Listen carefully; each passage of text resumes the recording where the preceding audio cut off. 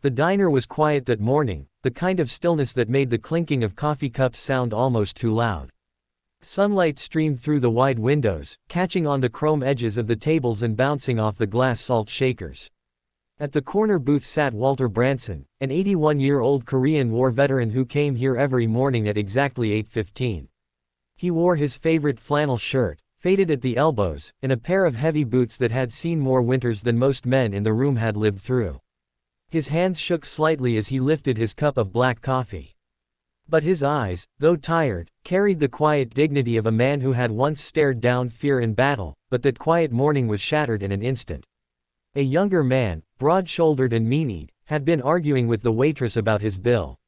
His voice grew louder, his temper hotter, until he turned and noticed Walter watching quietly from his booth. Something about the old man's steady gaze, his calm presence, must have pricked the thug's fragile pride. Before anyone could stop it, he stormed over and struck Walter across the face. The sound echoed through the diner like a gunshot. Cups rattled. People froze. And Walter, his cheek burning red, simply raised his hand to his face, stunned not by the pain, but by the cruelty of it. If you believe in kindness, in respect for those who came before us, and in the power of second chances, please take a moment to like this video, share it with friends, and subscribe to Kindness Corner. Your support helps spread these powerful stories of humanity. The diner fell into a heavy silence. The waitress, trembling, begged the men to leave while the other customers looked down at their plates, too afraid to intervene. Walter didn't retaliate. He simply sat there, his weathered hand covering the fresh bruise, his eyes staring into the coffee he could no longer taste. He wasn't afraid for himself. He had endured far worse. But his heart ached at the state of the world, at how quickly respect seemed to vanish in the face of arrogance. Minutes turned into an hour. Walter stayed at his booth, partly because his legs felt too heavy to carry him out, and partly because he had nowhere else to be. The diner was his refuge, the place where he was known simply as Mr. Branson, the polite old man who always tipped generously, even when his pension was thin. Now even that sanctuary had been tainted by violence. But then the bell above the diner's door jingled, and in walked a group of men whose very presence shifted the atmosphere. Leather vests stitched with bold insignias, tattoos winding down muscled arms, boots that hit the floor with certainty. They were members of the Hells Angels. At their center walked them taller than the rest, his grease-streaked beard giving him an air of authority. His eyes scanned the room until they landed on Walter. And in that moment, a ripple of recognition passed through the old man's tired expression. The leader of the group was Thomas Branson, Walter's son. The thug who had struck Walter was still in the diner, smugly chatting with a friend near the counter, unaware of what was about to unfold.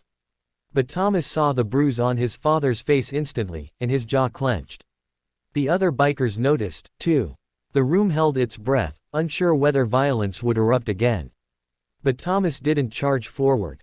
He walked slowly, deliberately, to his father's booth, sat down across from him, and placed a calloused hand over Walter's trembling one.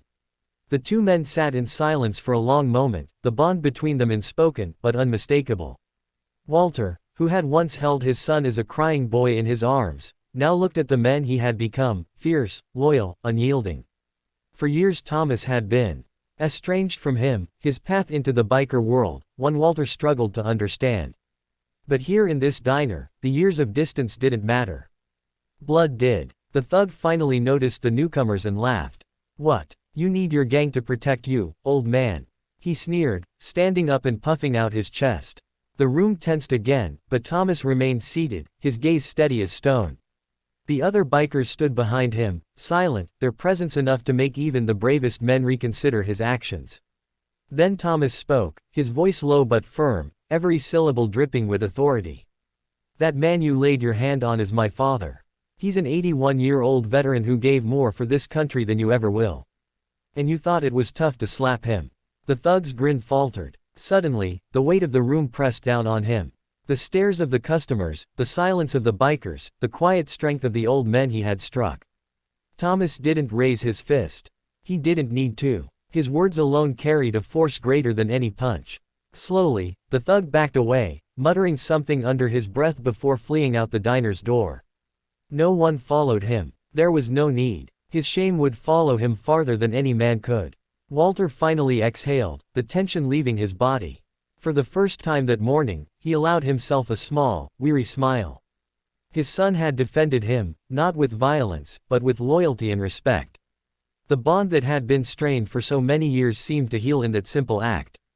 The waitress brought fresh coffee for the table, her hands still shaking, and quietly thanked Thomas and the others.